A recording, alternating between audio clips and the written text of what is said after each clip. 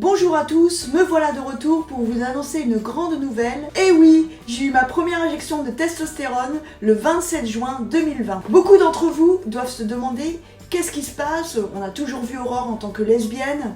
Et aujourd'hui, il nous annonce qu'il avait pris une injection de testostérone. En fait, à vrai dire, toute ma vie, je me suis sentie mal à l'aise dans mon corps de femme. Je me suis jamais sentie à ma place. D'ailleurs, si vous avez vu mon court-métrage, vous pouvez le voir, je vais mettre le lien par là. Au cours de mon adolescence, j'ai tenté vraiment d'accepter mon corps de femme et de m'épanouir comme ça en pensant que j'étais lesbienne, et c'était pas le cas, car 15 ans après, et au final, c'est m'est revenu un petit peu comme un boomerang, et j'avais envie d'être enfin moi-même et de m'épanouir à 100%. Quelles ont été les démarches? Donc dans un premier temps, j'ai commencé à avoir un suivi toutes les semaines chez un psychologue, enfin un psychiatre pour être plus précis, qui me permettait aussi de me positionner sur ma vie, d'être vraiment sûre que c'était vraiment ce que je voulais. Donc au bout de 6 mois, le psychiatre m'a donné une attestation. Cette attestation est un petit peu le passeport pour ensuite aller voir l'endocrinologue. J'ai passé des analyses pour savoir si tout allait bien au niveau de ma santé et pour connaître aussi mon taux de testostérone pour que l'endocrinologue par la suite puisse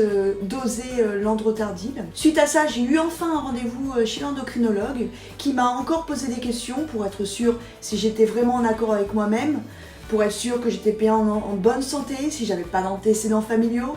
Tout ça c'est important parce qu'il faut savoir que la testostérone passe par le foie, car si vous avez une déficience au niveau du foie par exemple, les doses peuvent être plus ou moins élevées. Je suis enfin sortie avec mon ordonnance et là pour moi c'était vraiment la libération. Je savais que là c'était vraiment le passage pour enfin vivre ma vie pleinement. Donc j'ai attendu à peu près 3 jours suite à ça, le temps d'aller chercher le médicament, d'aller trouver un infirmier, parce que la première fois je voulais vraiment que ce soit fait par un infirmier. Déjà d'une, je voulais qu'il me montre comment faire une injection.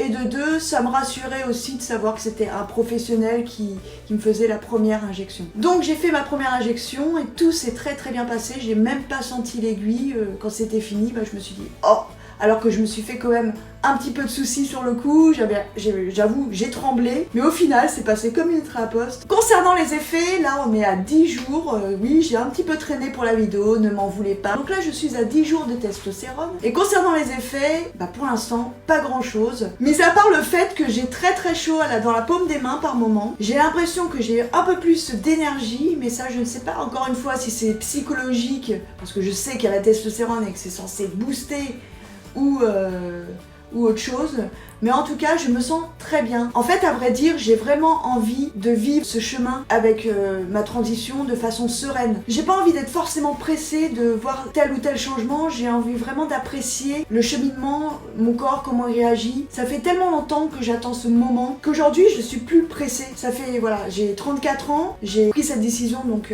20 ans après la première fois où j'ai vraiment réfléchi à la chose. Aujourd'hui, j'ai vraiment envie de prendre mon temps et de prendre les choses comme elles viennent. En tout cas, tout ce que je peux vous dire, c'est que la sensation que j'ai eue lors de ma première injection, la sensation de vraiment d'ouvrir un rideau, plein d'années qui sont passées avant, même si je renie pas du tout mes années Aurore. Au contraire, c'est grâce à elle aussi que j'en suis là aujourd'hui, que Adam est là aujourd'hui. Donc ça, je renie pas et je tiens vraiment à le préciser que je reste la même personne, que j'aurai toujours de bons conseils pour vous, que je serai toujours là pour vous. En développement personnel, je pourrais traiter les lesbiennes, les gays, aujourd'hui les trans, et bien évidemment, comme je l'ai toujours dit, au final, c'est de l'humain, peu importe qui tu es, qu'est-ce que tu aimes, on s'en fout. En tout cas, la sensation de liberté que j'ai là aujourd'hui, c'est vraiment dû à l'acceptation de soi, et c'est quelque chose que je vous ai toujours dit depuis le début. À partir du moment où tu t'aimes vraiment et que tu t'acceptes vraiment, c'est là où tu vas te sentir libre, libre de pouvoir faire tes propres choix, sans avoir l'avis des autres, sans prendre en compte non plus le regard des autres. Et voilà, c'est ce que je fais aujourd'hui. Si vous avez la moindre question, n'hésitez pas à m'envoyer un message via Facebook ou Instagram. Je pourrais répondre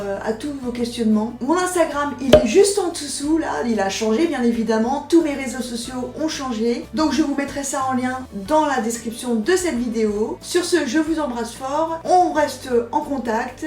N'hésite pas à partager la vidéo, à t'abonner, à liker. Enfin bref, active la cloche. Bye bye!